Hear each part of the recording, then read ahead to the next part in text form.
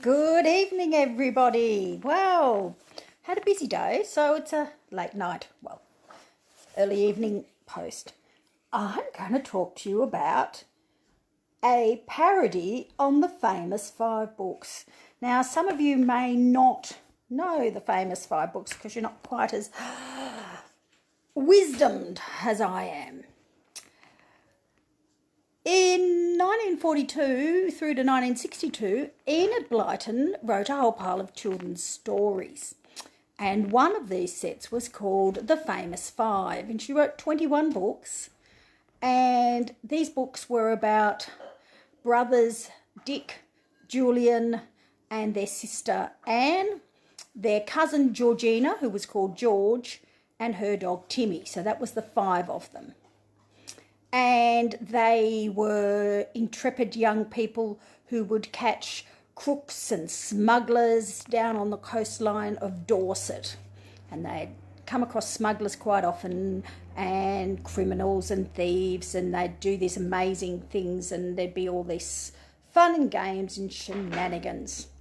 Well, a gentleman by the name of Bruno Vincent in the 2000s wrote about 10 parodies of the famous five, and throughout the books they've got the 1940s and 50s pictures in them and the same five characters, but they're all grown up and they share a flat together.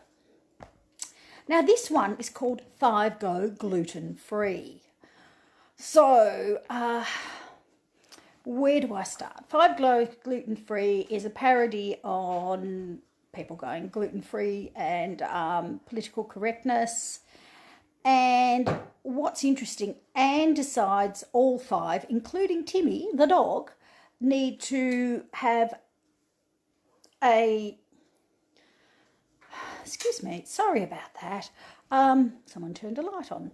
They needed to have a healthier diet, and as a result, she took dairy, she took eggs, she took fibre, she took, you name it, she took everything out of their diet, and basically they were eating all the traditional things that you hear about, the kales and all those sorts of things. And even Timmy had gone on to a new diet. And what's interesting with Timmy is it's supposed to be good for their gut, but of course this diet is not good for Timmy's gut, and when they go take Timmy out for a walk, they find they're unable to actually pick up what they're supposed to in the plastic bag because it rolls everywhere. Well, it doesn't roll, it oozes everywhere, so not helping Timmy. Anyhow, they're struggling with this new eating regime, so they go off to Dorset to Georgina's parents, and that's where a lot of the activities happen around Kieran Island that used to be owned by Georgina, that no longer does because it now has a special bird that is endangered.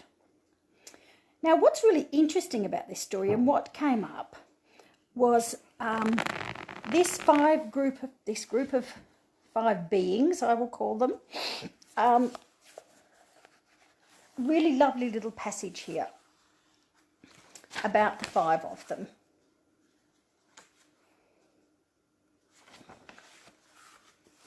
And how they work together.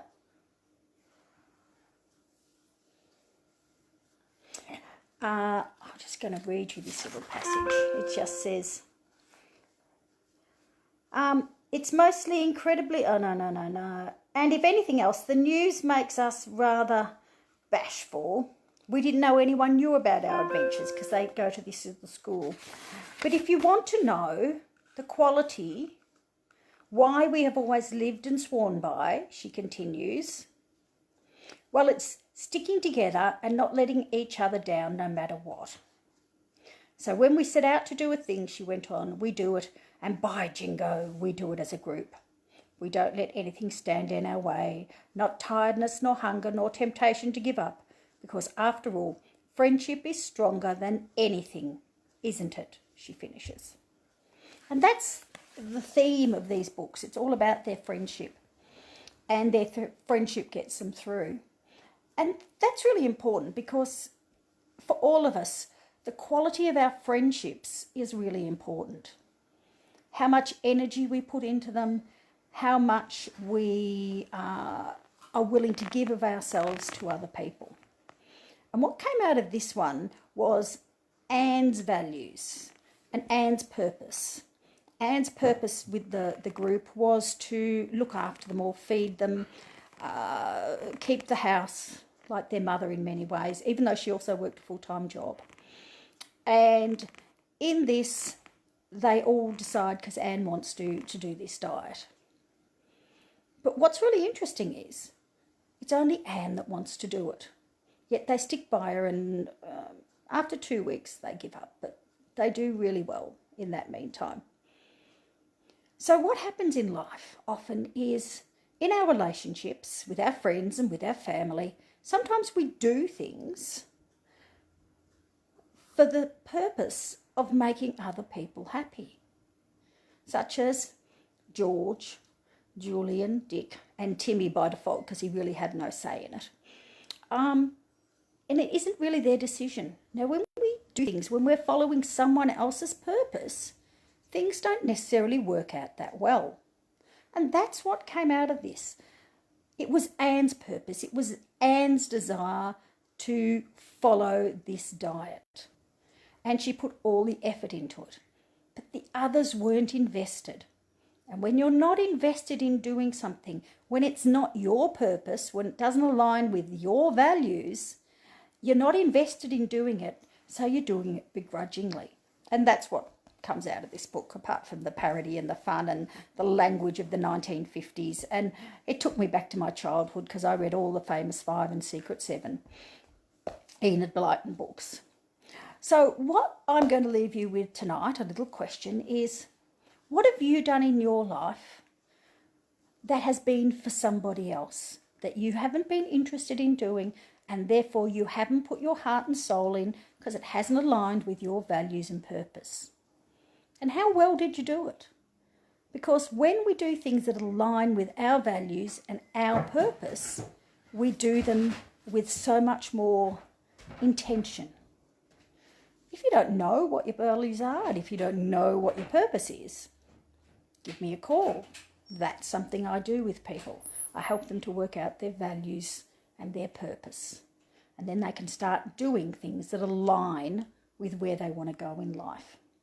Which is why after 2.5 weeks, Dick and Julian and George and Timmy decided that they could no longer do this diet because it wasn't what they wanted. But as Anne said, they do everything together, so they did it. So tonight, just a little bit of fun about a fun book that took me back to my childhood. But just letting you know, think about it, guys. You've got to do things for you that align with your values and your purpose. If you don't, you're not going to do them with 100% passion. Thanks for listening, everybody. Thanks for saying I look great, Tracy. Feel good. Thank you. And I'll see you all tomorrow with some interesting little bits and pieces. Bye for now. And if you want to post about the things you've done or haven't done that didn't really align with your purpose, I'd love to hear about it. Bye.